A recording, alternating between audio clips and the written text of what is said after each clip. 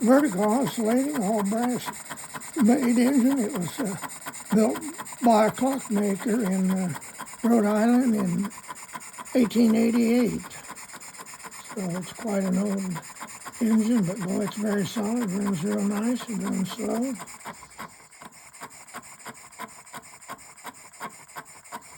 That's about 3 psi.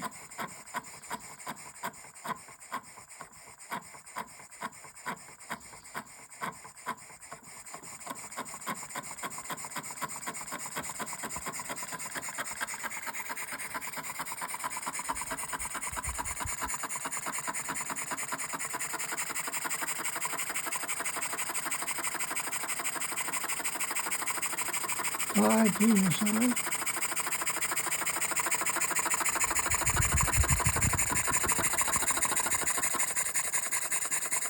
Got quite a little bit of power, got some torque.